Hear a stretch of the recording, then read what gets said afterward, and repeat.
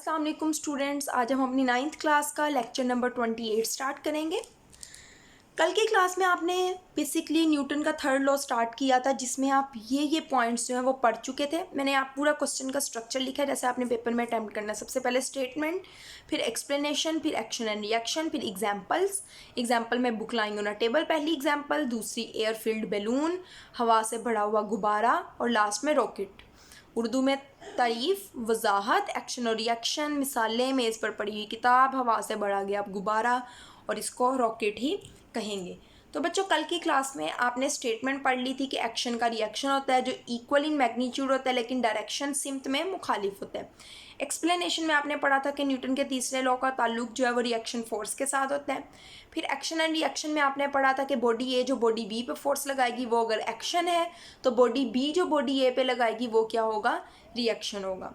फिर एग्जाम्पल्स में आपने book lying on a table पे पढ़ा था कि मेज़ पे पड़ी जो किताब होती है, किताब नीचे की तरफ वेट लगा रही होती है जो कि एक एक्शन फोर्स है, और मेज़ जो है वो किताब पे ऊपर की तरफ जो फोर्स लगाएगा वो क्या होगा, रिएक्शन फोर्स होगी।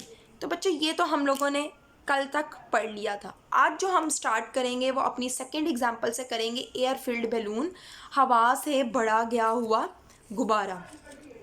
ठीक है बच्चों, अब एयर फिल्ड बैलून में उन्होंने क्या कहा है, सेकंड एग्जांपल में उन्होंने कहा कि फ़र्ज़ करें आपके पास एक गुब्बारा है, ये लेट्स सपोज गुब्बारा है, और गुब्बारा क्या है, जिसमें हवा बढ़ी हुई है।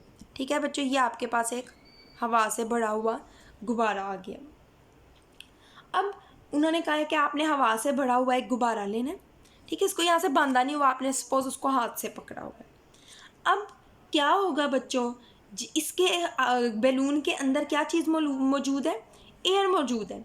जब आप इस गुब्बारे को आज़ाद छोड़ेंगे, सेट फ्री का मतलब होता है आज़ाद छोड़ेंगे, तो इसमें जो अंदर मौजूद हवा होगी, देखो आपने यहाँ से पकड़ा हुआ है गुब्बारे को, आप इसको छोड़ते हैं तो इसमें से जो हवा होगी वो क्या होगी, यहाँ से ऐसे की तरफ क्या करेगी, बाहर निकलेगी। इसके लिए वर्ड यूज़ करते हैं रशेस आउट, तेज़ी से बाहर निकलेगी, या एस्केप आउट, या एस्केप होगी, खारिज होगी। ठीक है, जब गुब्बारे को आज़ाद छोड़ा जाएगा, सेट फ्री, जब उसको आज़ाद छोड़ा जाएगा तो गुब्बारे से तेज़ी से हवा बाहर की तरफ निकलेगी।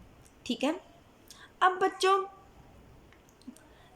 गुब्बारे से हवा जब बाहर की तरफ निकलती है, पीछे की तरफ निकलेगी, तो गुब्बारा क्या होता है, वो आगे की तरफ मूव कर रहा होता है, इसी तरह होता है।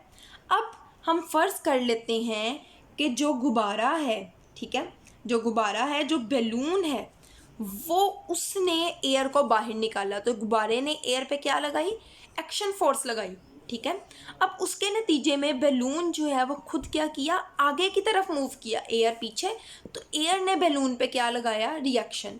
बच्चों, स्टार्ट में हवा जो है, एयर जो है वो तेज़ी से बाहर निकल रही होती है, आपने देखा होगा गुब्बारा भी तेज़ी से आगे मूव कर रहा होता है, लेकिन आहिस्ता आहिस्ता हवा कम होना शुरू हो जाती है और इसकी स्पीड भी कम हो जाती है, क्योंकि देखें इसकी मैग्नीट्यूड सेम रहती है, जितनी हवा तेज़ी से बाहर निकलेगी वही गुब्बारे की मूव करने की स्पीड होगी। तो एक्शन और रिएक्शन इक्वल हुआ, लेकिन देखें ऑपोजिट डायरेक्शन में। अगर एयर बाहर की तरफ, पीछे की तरफ निकल रही है, तो बैलून फॉरवर्ड, आगे की तरफ मूव करेगा। तो ये है आपकी एयर फिल्ड बैलून वाली एग्जाम्पल। अब हम पढ़ते हैं रॉकेट वाली एग्जाम्पल। बच्चों, रॉकेट जो है वो भी सेम इसी असूल के मुताबिक, इसी प्रिंसिपल के अकॉर्डिंग वर्क करता है।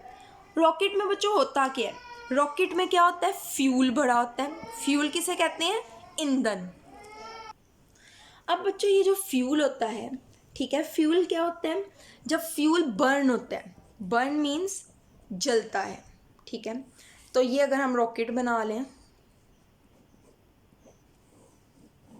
लेट्स सपोज ये रॉकेट है, लग तो नहीं रहा लेकिन चलें।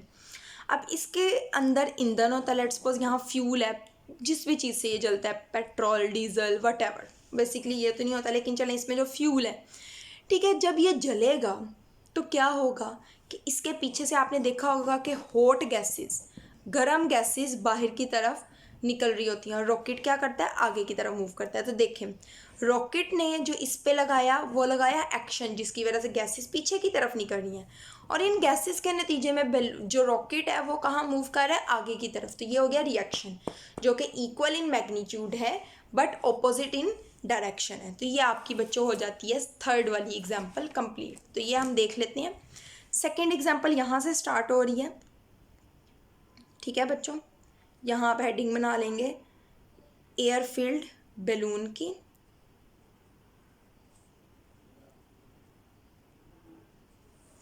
अच्छा देखें, कंसीडर अनदर एग्जाम्पल। इसको बेशक करने की ज़रूरत नहीं है कि एक और मिसाल को फ़र्ज़ करें।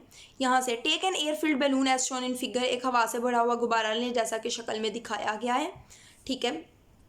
When the balloon is set free, जब गुब्बारे को आज़ाद छोड़ा जाता है, the air inside it rushes out, इसके अंदर मौजूद हवा तेज़ी से बाहर निकलती है, and the balloon moves forward, और गुब्बारा जो है, बैलून जो है वो आगे की तरफ मूव करते हैं।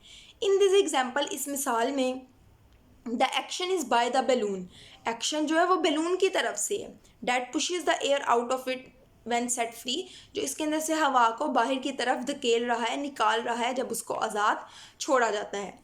The reaction of the air, अब उस एयर का रिएक्शन क्या होगा, which escapes out from the balloon, जो गुब्बारे से बाहर निकल रही है, एक्ट्स ऑन द बैलून, वो उस गुब्बारे पे लगेगी।